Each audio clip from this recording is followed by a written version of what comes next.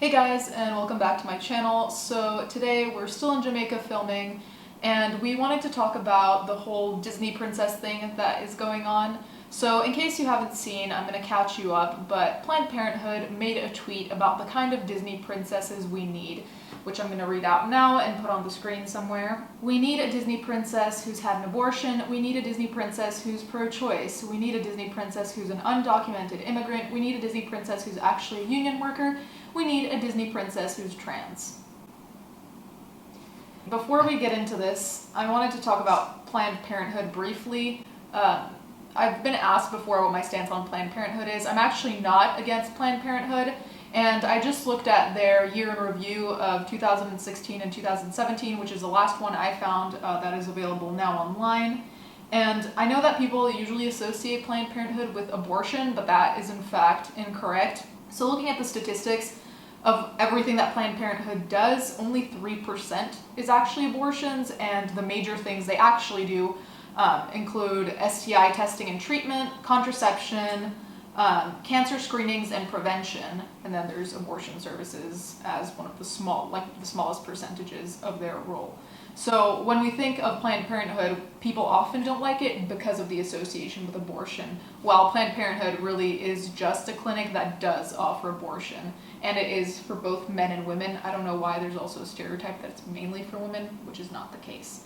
One of the things that happened after this tweet was posted was that a lot of people responded, obviously, because it was a ridiculous tweet in the first place. Out of these responses, there was one by Donald Trump Jr., who said kind of what I was thinking, well, we were both thinking, right? Yes. He said, we need Disney princesses that let kids enjoy childhood rather than subjecting them to never-ending identity politics. So what do you think? I think that is very nicely said. Because, I still love fairy tales, maybe it's just me, and I go to the movies as well to see something different from reality, okay? You want to see the world as it should be, not for what it is. And secondly, how can you possibly confront, those cartoons are made for kids from 4 years, yeah, even younger, yeah. Even younger till, I don't know, my age, okay, but because I still watch them. But why you should be raising those kind of questions in the mind of young children, right? Because no matter what, right, abortion is a traumatic experience. So why you should be, making young kids worry about problems they will have 10, 15 years down the road. Or maybe not even Or half. maybe, no, I know, but they yeah. may be confronted with friends or whatever, right? Yeah. They have that problem. And I just find it, this one again is relating a little bit to what we were talking the other day about, politically correctness, right? Because as we want to represent everybody in everything, I mean, it's a never-ending story of stereotyping, and that really I find it disturbing. Not educating, not bringing any positive value. Yeah, and I think that the point of fairy tales anyways, and we were discussing this the other day, the point of fairy tales and just short stories, even in books for kids, is that there usually is some kind of moral or bottom line at the end. The point of these morals and bottom lines is for children to be able to A, understand them, B, enact them in their small way. Yeah.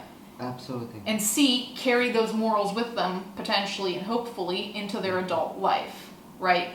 These morals include being brave, standing up for what you believe in, giving people a chance, being nice, not judging, facing adversity, being resilient, all these things that children can still identify with in their own way. Aside from not understanding abortion and the fact that abortion is completely inappropriate to teach children about, aside from that, even then, it's not even something they could relate to. Like, even playing devil's advocate and saying, okay, if you want to put abortion, what kind of child would relate to that? The point, like we said, the point of these movies is not only to present the world in a fairy tale way, but it's also to have something that they can relate to and say, hey, I do that too, not just be afraid and not understand. Like the mom of Thumper, right? Yeah. I always remember that the mom of Thumper in Bambi, right? Yeah. Says to the little bunny. I don't remember his name. I don't know if he has a name. Anyway, it says if you cannot say anything nice, don't say anything at all. If you can't say something nice, don't say nothing at all. And I think that this is something that I remember as a child, and this is something that I was always underlining when we were watching together the movies. And there are plenty of these sentences in any of the Disney videos. So little play nice type of everyday conduct that can be taught to children, and children can relate to.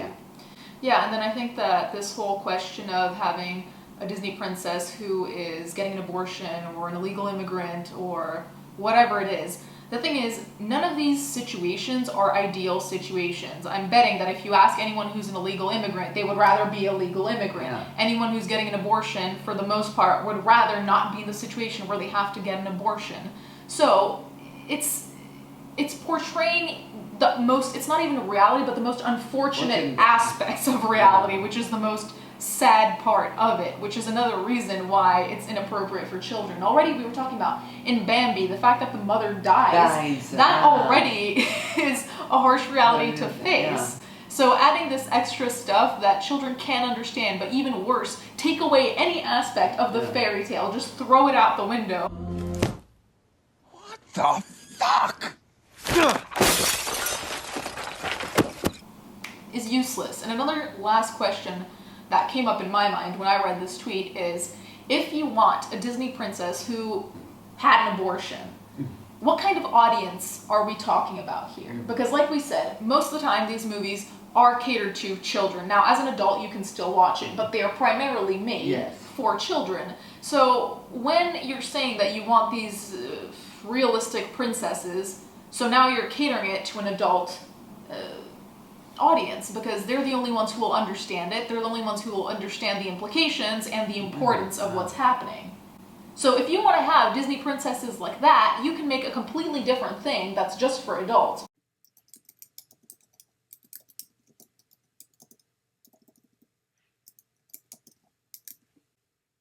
But we can't impose this on children. So I don't really understand the point, what kind of meaning children can draw from this other than trauma. No, but this one is the usual politically correctness, right? I mean, and that we need to represent everybody in anything. It's not the case, right? Yeah. So I just find it disgraceful. Actually. Well, the thing is, it's the usual thing where you take a good idea and you turn it into something negative. Because representation in itself was not a bad idea. Of course, we wanted. Sorry. The thing with representation is that it started off as something good. Like we said, the fact of having Disney princesses from other cultures or in completely different scenarios too. Like you said, there's some that are completely, in some ways, anti-feminist, like Sleeping Beauty, and then there's some who are completely feminist in the textbook definition of feminism, not what it is now, like Mulan, right? Yeah. So that was the good part of representation. That was the kind of representation that was beneficial for children to see. Mm-hmm. The kind of representation that we're pushing now is not representation in benefit of children. On the contrary, it's in benefit of the adults, so they can all feel better and say, hey, I'm a good person because I care of this subdivision. Because representation will always do that, right? Absolutely. Because here we'll have a movie with abortion in it, and they're going to say, wait, that's a white person having abortion. We have to have one with an Asian person who is also Jewish, who is also this, having an abortion. No, because but we need then to represent everything. But it then, keeps going. if it is a black person, then there is another term where I say, why is a black person having an abortion? Exactly. Right? So it's a never-ending. You cannot win. It's a catch-22 because no matter who you represent, either they're going to be mad that you chose that person, or they're going to be mad that you didn't choose someone else or someone of more complex. So even that idea of representation, it's not anymore about the audience, it's about the adults around it who want to feel like they've shown that they're good people. Yes. It's not about Disney as much as the people who write these stupid Twitter posts being like, yeah, I'm a good person now. It's virtue signaling. Absolutely. Anyways, guys, thank you so much for watching. Let us know what you think about all this. Let's try and leave Planned Parenthood kind of out of it, since the discussion really is about Disney princesses and what we should or shouldn't portray in Disney movies, right? That's the center of the discussion. Thank you so much to my patrons, as always, and let's get into the fan art.